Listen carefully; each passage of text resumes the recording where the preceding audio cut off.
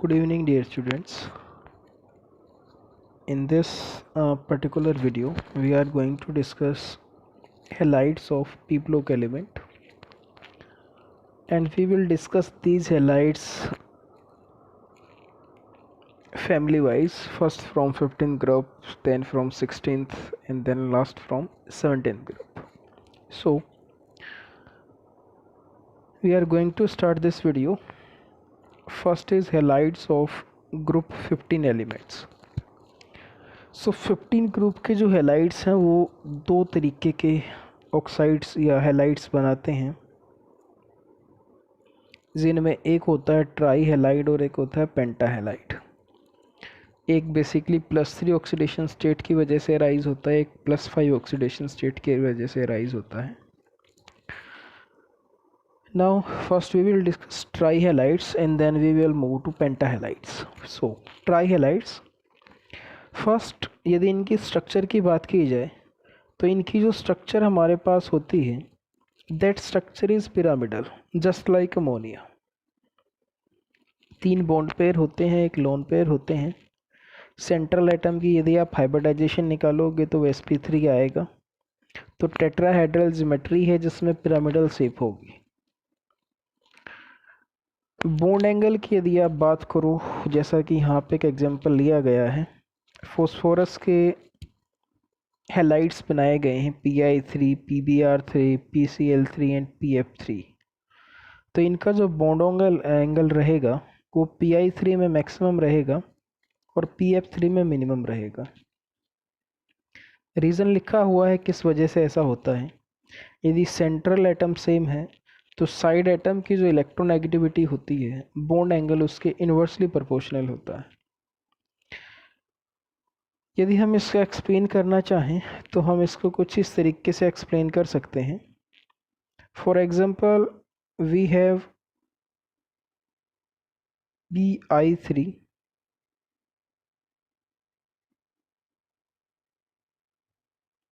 and one is we have suppose PF3.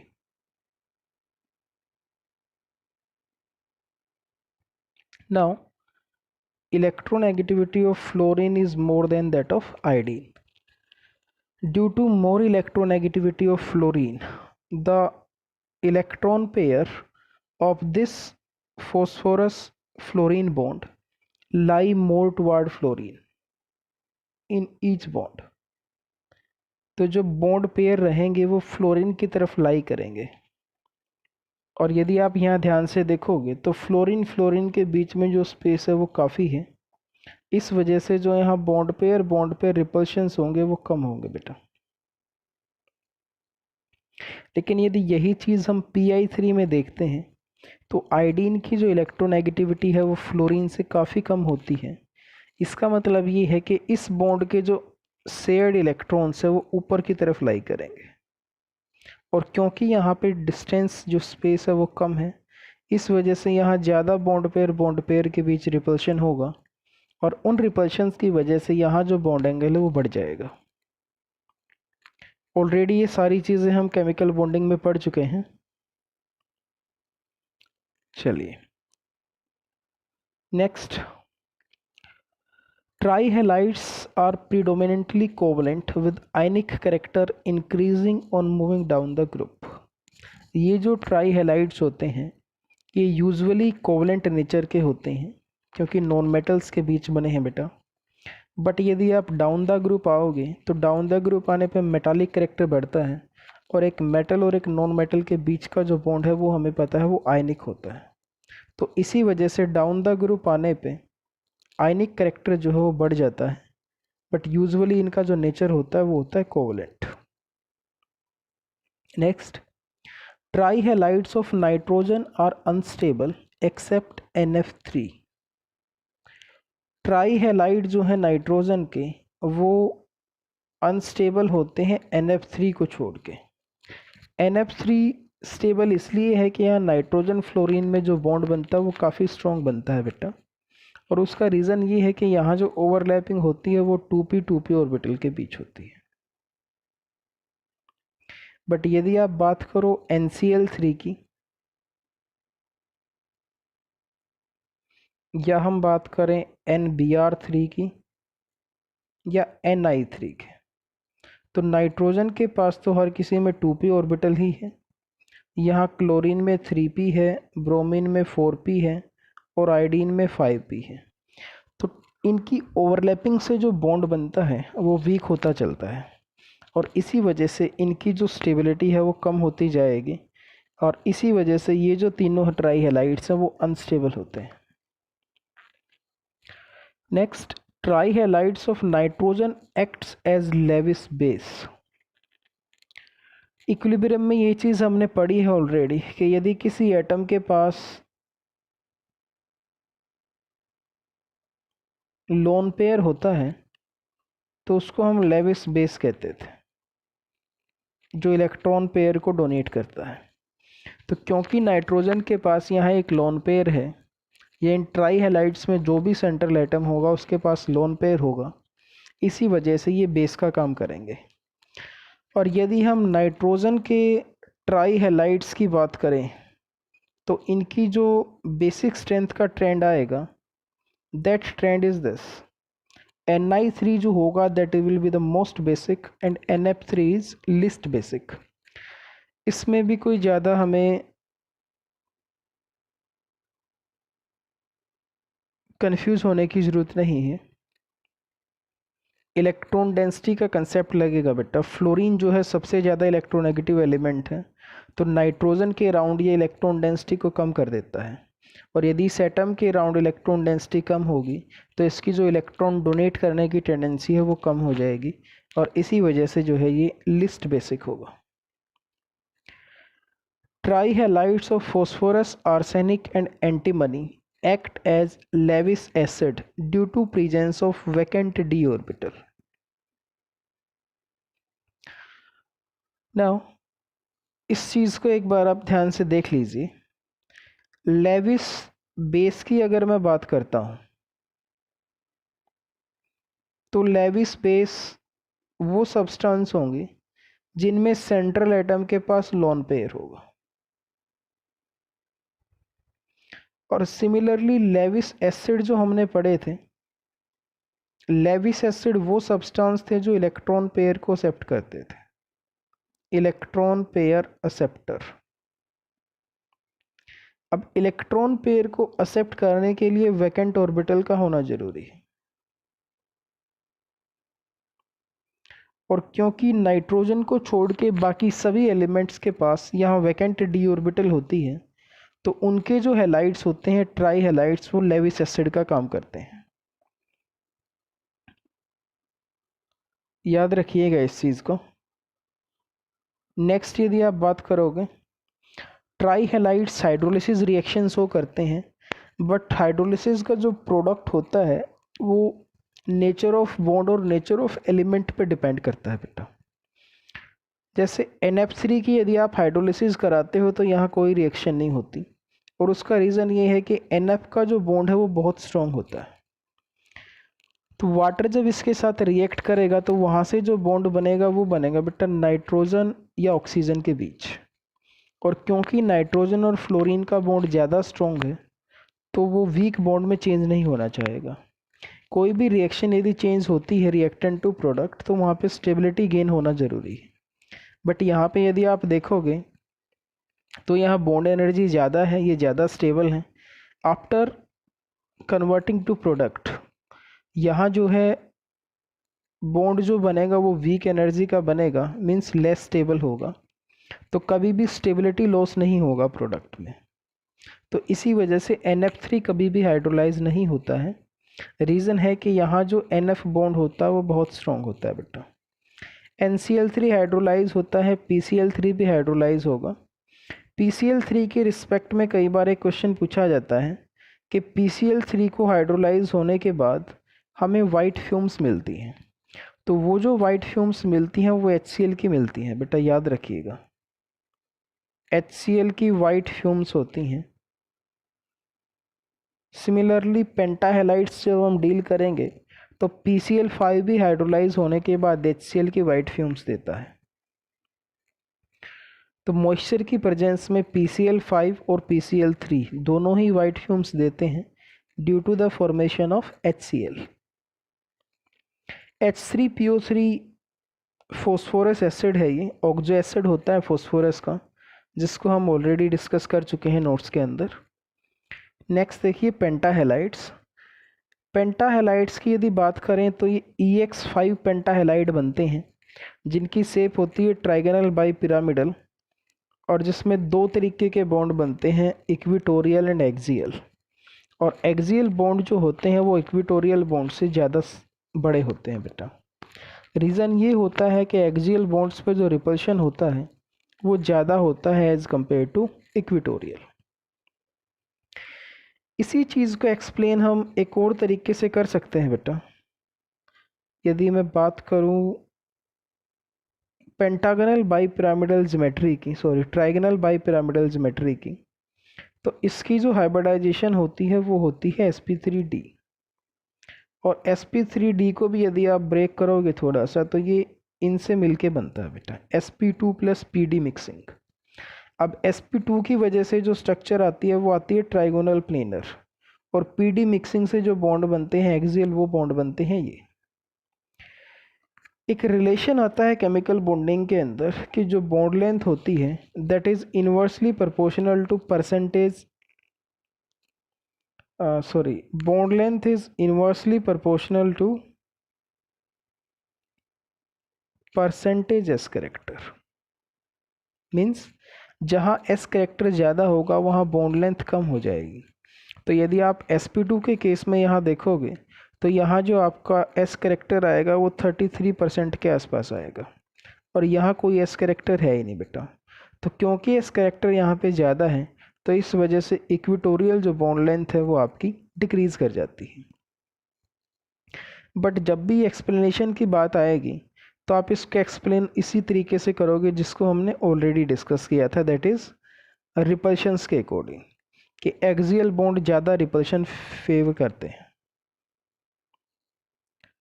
Nitrogen कभी भी pentahalide नहीं बनाता है, क्योंकि यदि नाइट्रोजन पेंटाहेलाइड बनाएगा तो उसके लिए जो है नाइट्रोजन को 5 बॉन्ड बनाने पड़ेंगे बेटा। बट ये हमें पता है कि नाइट्रोजन मैक्सिमम जो बॉन्ड बना सकता है वो बना सकता है 4। मैक्सिमम जो कोवेलेंसी होती है नाइट्रोजन की वो 4 होती है, तो इसी वजह से ये कभी भी पेंटाहेलाइड नहीं बनाएगा। PF5 do not undergo hydrolysis. PF5 की यदि आप हाइड्रोलिसिस कराओगे, मीन्स वाटर के साथ यदि आप रिएक्शन कराते हो तो कोई रिएक्शन नहीं होगी। रीज़न यहाँ भी वही है कि यहाँ जो फॉस्फोरस और फ्लोरीन का बॉन्ड है वो स्ट्रॉन्ग है, और आफ्टर रिएक्शन जो बॉन्ड बनेगा वो बनेगा फॉस्फोरस और ऑक्सीजन का, और ये जो बॉन्ड होता है वो वीक होता है इसके कंपैरिजन में। तो कभी भी स्टेबिलिटी लॉस नहीं होगा, याद रखिएगा इस चीज़ को। तो इस वजह से ये भी हाइड्रोलाइज नहीं होता है। बट PCl5 जो है वो हाइड्रोलाइज होता है बेटा, और हाइड्रोलिसिस इसकी दो तरीके की है, one is partial and second is complete. Complete hydrolysis का मतलब है जो ये नेट रिएक्शन लिखी गई है, this is complete hydrolysis of PCl5 and this will also give HCl white fumes जिसकी हमें मिलेंगी, एंड H3PO4 ये बनाएगा जिसको हम ऑर्थोफॉस्फोरिक एसिड कहते हैं। बट यदि आप 1 मोल वाटर के साथ रिएक्ट कराओगे तो POCl3 प्लस HCl बनेगा। POCl3 को हम कहते हैं फॉस्फोरस ऑक्सीक्लोराइड, और उसी फॉस्फोरस ऑक्सीक्लोराइड को यदि आप फर्दर 3 मोल ऑफ वाटर से रिएक्ट कराओगे तो वो आपको H3PO4 ही बना के देगा। PCl4 थर्मली स्टेबल होता है, बट एक पर्टिकुलर टेम्परेचर के बाद ये डिकम्पोज कर जाता है PCl3 और Cl2 के अंदर, और क्योंकि आफ्टर डिसोसिएशन ये Cl2 देता है इसी वजह से ये पावरफुल क्लोरीनेटिंग एजेंट होता है। क्लोरीनेटिंग एजेंट का मतलब है कि यदि हमें कहीं क्लोरीन इंसर्ट करानी है तो इसका हम यूज कर सकते हैं। फॉर एग्जांपल ऑर्गेनिक केमिस्ट्री में इस चीज़ का काफ़ी यूज़ होता है। जैसे मान लीजिए हमने ROH पे रिएक्शन कराई PCl5 की, फॉस्फोरस पेंटाक्लोराइड,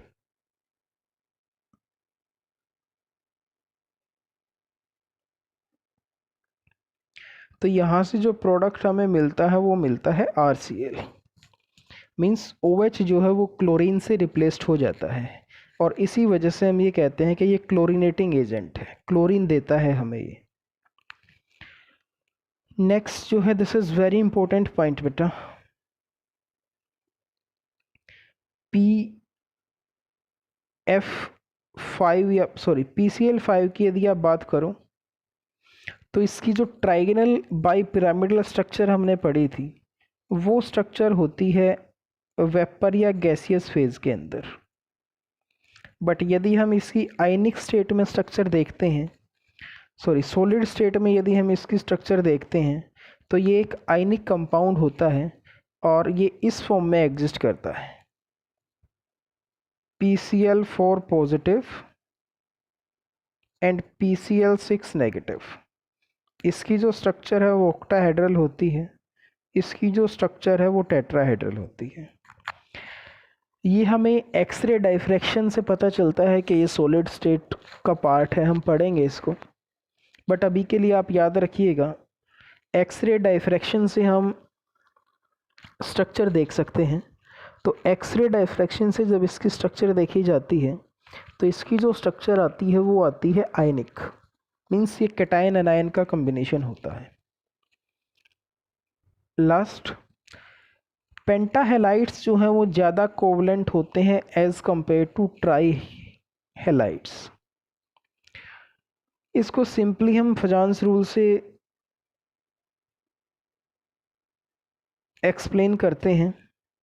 यदि आप EX3 और EX5 की बात करोगे तो हेलोजन क्योंकि ज़्यादा इलेक्ट्रोनेगेटिव होता है तो एक जंग आएगा +3, एक आएगा +5। तो कैटायन पे जितना ज़्यादा चार्ज आता है उसकी पोलराइजिंग पावर उतनी ही ज़्यादा होती है बेटा।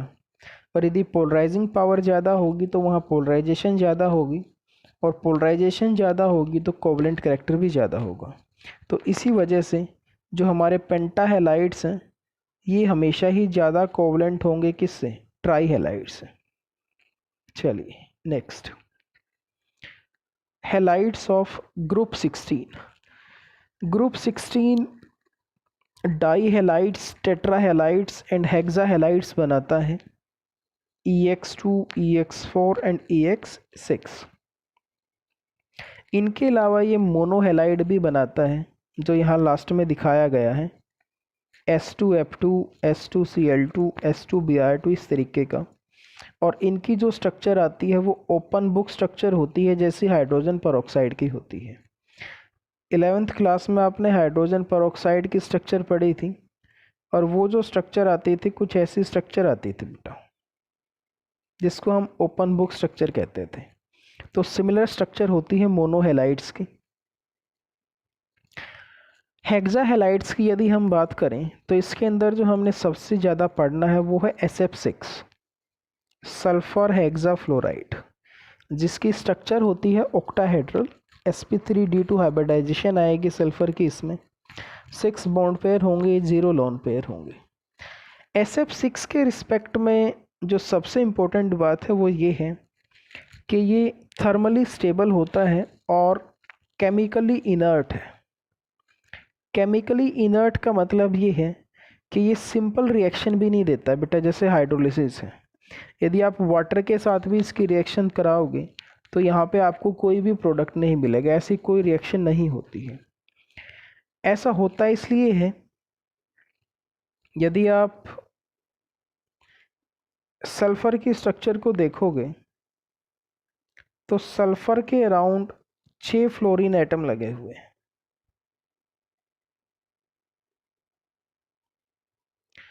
अब यदि वाटर के साथ इसने रिएक्शन करनी है तो ऑक्सीजन का जो ये लोन पेयर है इस सल्फर पे अटैक करना चाहिए, लेकिन होता ये है कि इन 6 फ्लोरीन ग्रुप की वजह से इस सल्फर के अराउंड क्राउडनेस क्रिएट हो जाती है।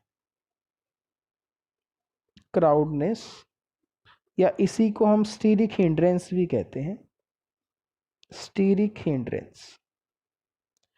ये इसको मैं ये बोल सकता हूँ कि ये जो 6 फ्लोरीन एटम हैं जो सल्फर से अटैच हैं ये वाटर का अटैक नहीं होने देते हैं सल्फर पे, और इसी वजह से SF6 जो है वो हाइड्रोलाइज नहीं होता है। लेकिन यदि हम बाकी मेंबर्स की बात करें, मान लीजिए मैं SCF6 की बात करूं या TEF6 की बात करूं, तो ये हमेशा ही हाइड्रोलाइज होते हैं बड़ी आसानी से। यहाँ रीज़न ये है कि सेलेनियम या TE का जो साइज़ है वो सल्फ़र के कंपैरिजन में काफ़ी बड़ा होता है, और बड़ा साइज़ होने की वजह से तो इनके राउंड जो स्टीरिक हिंड्रेंस होती है वो कम हो जाती है, और स्टीरिक हिंड्रेंस यदि कम होगी या क्राउडनेस यदि कम होगी सेंट्रल एटम के राउंड, तो उसकी जो केमिकल रिएक्टिविटी है वो इंक्रीज़ हो जाएगी। या इसी चीज़ को हम एक और तरीके से एक्सप्लेन कर सकते हैं, और वो होता है बॉन्ड पोलैरिटी। इसको ध्यान से देखिएगा एक बार।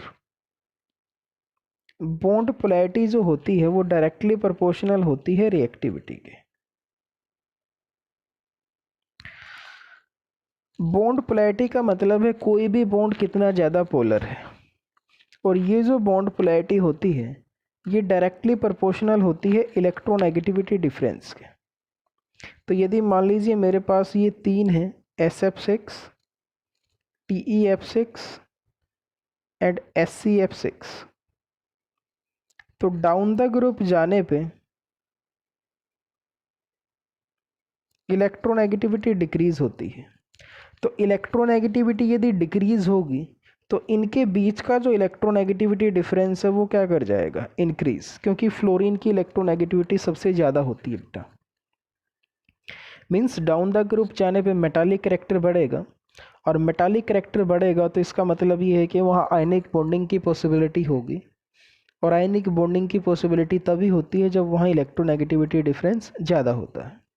तो डाउन द ग्रुप आने पे क्योंकि इलेक्ट्रोनेगेटिविटी डिक्रीज़ करती है, उस वजह से इलेक्ट्रोनेगेटिविटी डिफरेंस जो है वो इंक्रीज़ कर जाता है, और इलेक्ट्रोनेगेटिविटी डिफरेंस यदि इंक्रीज़ करेगा तो जो बॉन्ड की पोलैरिटी है वो भी इंक्रीज़ कर जाएगी, और बॉन्ड पोलैरिटी इंक्रीज़ होने से रिएक्टिविटी इंक्रीज़ कर जाती है उस सब्सटेंस की। तो इसी वजह से TEF6 जो होता है ये सबसे फास्ट रिएक्शन देता है वाटर के साथ, फिर SCF6 देता है, और सबसे लास्ट में जो है वो SF6 देता है। इस चीज़ को ध्यान से देखिएगा बेटा। इस चीज़ को एक्सप्लेन करने के लिए हमने 2 फैक्ट्स लिए हैं।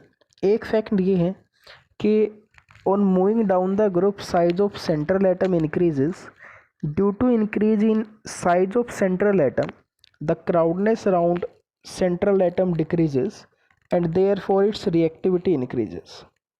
और जो सेकंड फैक्टर है वो फैक्टर है हमारा बॉन्ड पोलैरिटी का। बॉन्ड पोलैरिटी जो है वो इलेक्ट्रोनेगेटिविटी डिफरेंस के डायरेक्टली प्रोपोर्शनल होती है, और बॉन्ड पोलैरिटी रिएक्टिविटी के डायरेक्टली प्रोपोर्शनल भी होती है। तो डाउन द ग्रुप जाने पे इलेक्ट्रोनेगेटिविटी हमें पता है डिक्रीज़ होगी। इलेक्ट्रोनेगेटिविटी डिक्रीज़ होती है, इसी वजह से जो इलेक्ट्रोनेगेटिविटी डिफरेंस है वो हमारा क्या कर जाएगा, इंक्रीज़। और जब इलेक्ट्रोनेगेटिविटी डिफरेंस इंक्रीज़ करेगा तो पोलैरिटी इंक्रीज़ होगी, पोलैरिटी इंक्रीज़ होने से रिएक्टिविटी इंक्रीज़ होगी। चलिए नेक्स्ट देखते हैं क्या पॉइंट था हमारे पास। ये सारी चीज़ें जो मैंने आपको बताई हैं यहाँ पे एक्सप्लेन की गई हैं, वो सारी की सारी आप देख लीजिएगा इनको। नेक्स्ट हम बात करते हैं टेट्रा हैलाइड्स की, जिसमें हमने SF4 को डील करना है। SF4 यदि आपको याद है तो केमिकल बॉन्डिंग में आपने पढ़ा होगा, it is well known example of सीसा स्ट्रक्चर। 4 बॉन्ड पेयर होते हैं, एक लोन पेयर होता है, तो सीसा इसकी स्ट्रक्चर बनती है। और ये जो टेट्रा हैलाइड है SF4, ये दोनों काम कर सकता है बेटा, लेविस एसिड का भी और लेविस बेस का भी। क्योंकि इसके पास लोन पेयर है तो ये यदि किसी को डोनेट करेगा तो इसकी वजह से तो ये काम करेगा लेविस बेस का। और सल्फ़र हमें पता है 3rd पीरियड में लाई करता है, तो इसके पास वैकेंट d ऑर्बिटल भी है, और वैकेंट d ऑर्बिटल होने की वजह से ये काम करता है लेविस एसिड का। तो ध्यान रखिएगा टेट्रा हैलाइड जो है मीन्स SF4 ये दोनों तरीके का काम कर सकता है, लेविस एसिड भी और लेविस बेस भी। हाइड्रोलिसिस आसानी से देता है ये, और हाइड्रोलिसिस होने के बाद SO2 और हाइड्रोजन फ्लोराइड बनता है। डाई हैलाइड्स की यदि हम बात करें तो डाई हैलाइड्स का जनरल फार्मूला होता है EX2। सबसे सिंपल एग्जांपल हमने इसका लिया है SCl2। SCl2 की स्ट्रक्चर वैसी ही होती है जैसी वाटर की होती है, एंगुलर या बेंट। और यहाँ पे क्वेश्चन दिया गया है आपके लिए। क्वेश्चन ये है कि यदि आप SCl2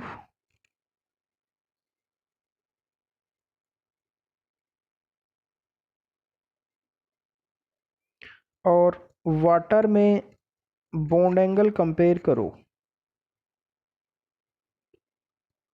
तो बॉन्ड एंगल का ऑर्डर क्या रहेगा बेटा? किस केस में बॉन्ड एंगल ज़्यादा आएगा, किस केस में बॉन्ड एंगल कम आएगा?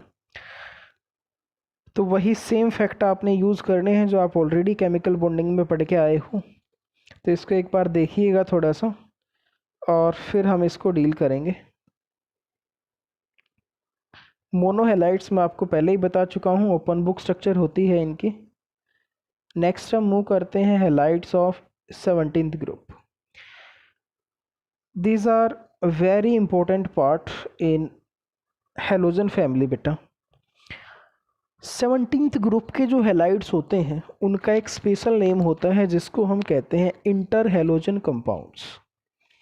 इंटर हेलोजन कंपाउंड्स का मतलब है ऐसे हेलाइड्स या ऐसे हेलोजन या ऐसे कंपाउंड्स जो दो डिफरेंट हेलोजन्स की रिएक्शन से बनते हो।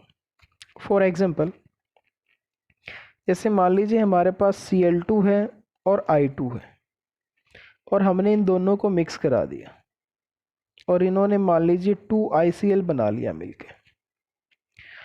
तो ये जो ICl बना है इसको हम कहेंगे inter halogen compound, which is combination of two different halogen, that is chlorine and iodine. और इनकी एक खास बात ये भी है कि इनको हम डायरेक्ट प्रिपेयर कर सकते हैं by mixing two different halogens. एक चीज़ यहाँ और इम्पोर्टेंट है, यदि हमें इनके नोमेनक्लेचर की बात करें बेटा, नोमेनक्लेचर, तो नोमेनक्लेचर में एक चीज़ आपने याद रखनी है, जो ज़्यादा इलेक्ट्रोनेगेटिव एटम होगा वो हमेशा एनायन का काम करेगा। फॉर एग्जांपल, ICl के यदि हम नाम की बात करें तो इसमें हमें पता है ज़्यादा इलेक्ट्रोनेगेटिव एटम है क्लोरीन, तो इसका जो नाम लिखा जाएगा वो नाम होगा आयोडीन मोनोक्लोराइड।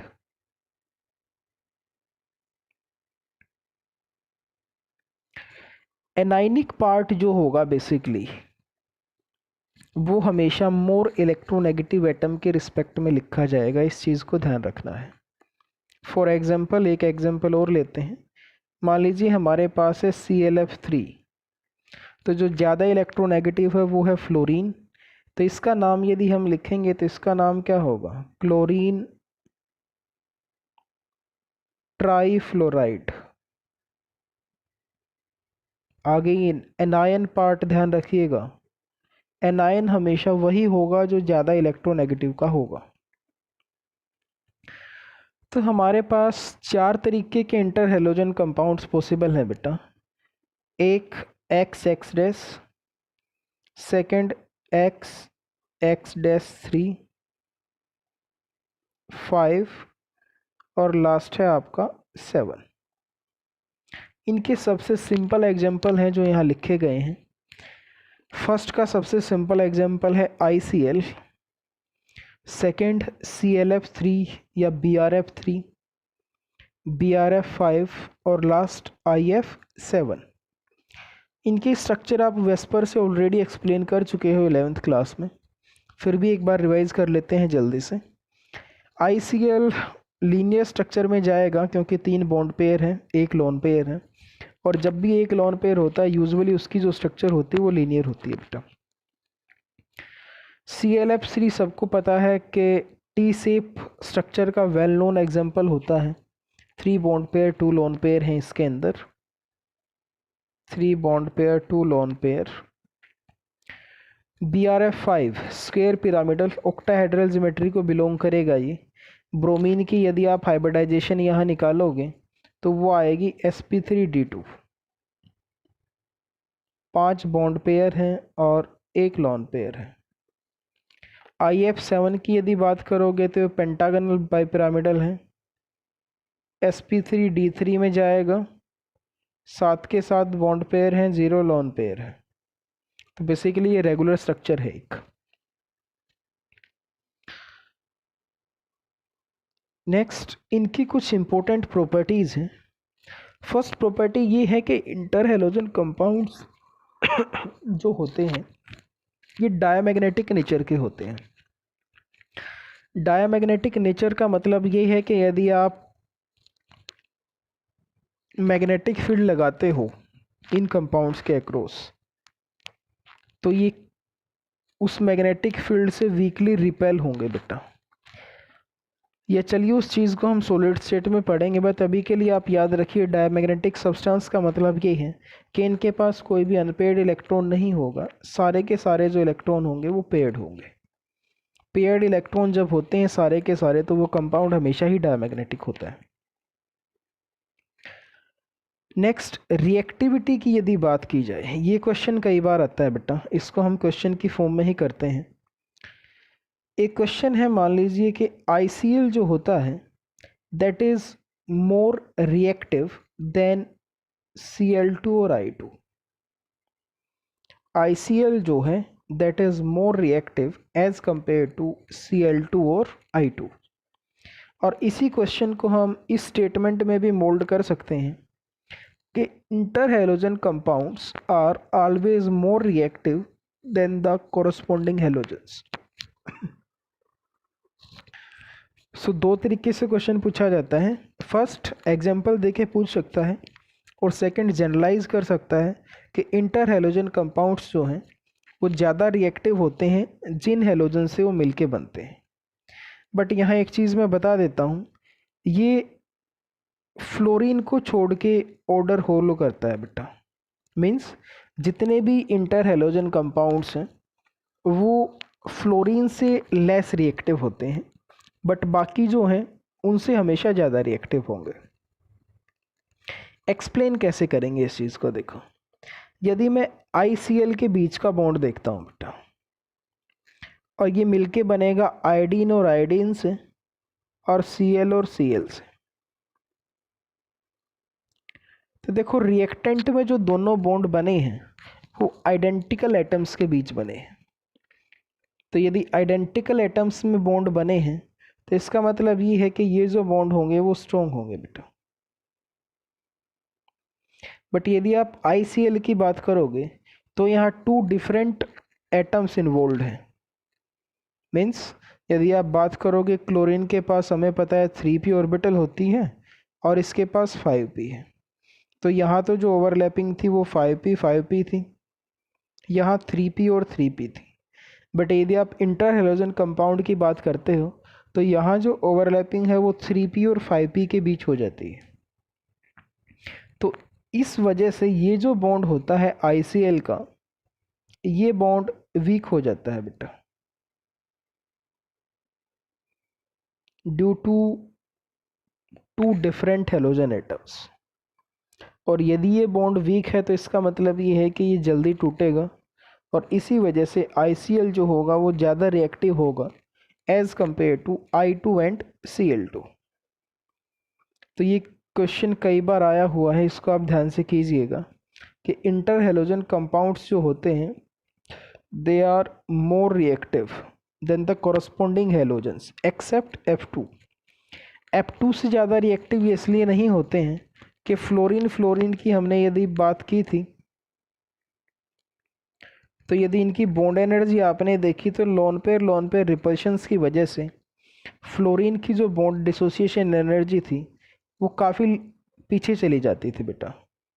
इस वजह से फ्लोरीन ज़्यादा रिएक्टिव होता है इंटर हैलोजन कंपाउंड से। यदि आप थर्मल स्टेबिलिटी की बात करते हो इन इंटर हैलोजन कंपाउंड्स की तो वो जो थर्मल स्टेबिलिटी है वो इलेक्ट्रोनेगेटिविटी डिफरेंस के डायरेक्टली प्रोपोर्शनल होती है। ये सिमिलर एग्जांपल है जो नोट्स में आपको मिलेगा, आप एक बार देख लीजिएगा इसको। वहाँ थर्मल स्टेबिलिटी से रिलेटेड एक ही क्वेश्चन पूछा जाता है कई बार, तो वो ऑलरेडी नोट्स में डिस्कस किया हुआ है। नेक्स्ट जो इम्पोर्टेंट है वो है hydrolysis reaction of inter halogen compounds. Inter halogen compound hydrolysis होने के बाद दो चीज़ें देते हैं बेटा। एक होता है हैलोजन एसिड,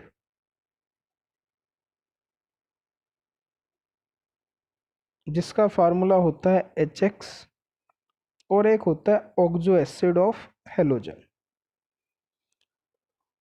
सॉरी, जिसका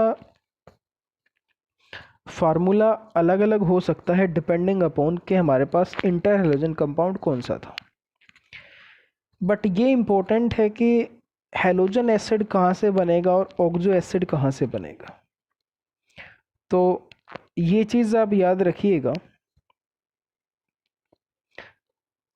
जैसे मान लीजिए हमारे पास ICl है और इसकी जो है हमने रिएक्शन कराई वाटर के साथ,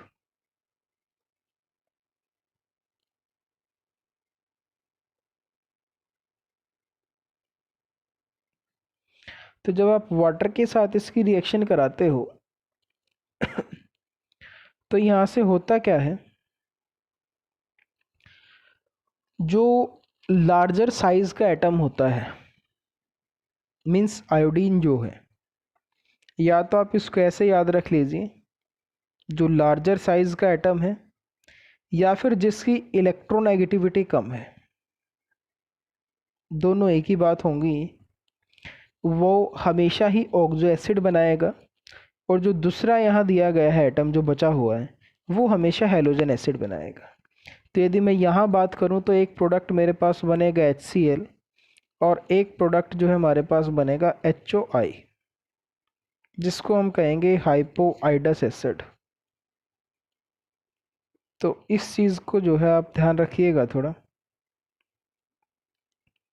या इसी चीज़ को आप ऐसे भी समझ सकते हैं कि जो इंटर हैलोजन कंपाउंड में सेंट्रल एटम होगा, सेंट्रल एटम आपको पता है वही होता है जिसकी इलेक्ट्रोनेगेटिविटी कम होती है।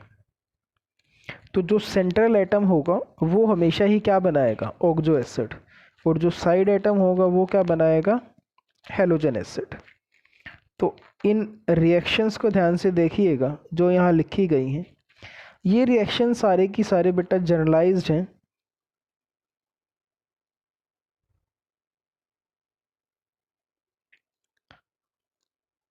एग्जाम्पल इन पे आप कोई भी पुट कर सकते हो depending upon the condition of inter halogen compound.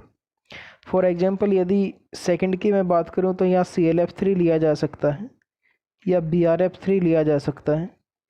Third की बात करें BrF5 हो सकता है। लास्ट की बात करें, इसका वेल नोन एग्जाम्पल है IF7।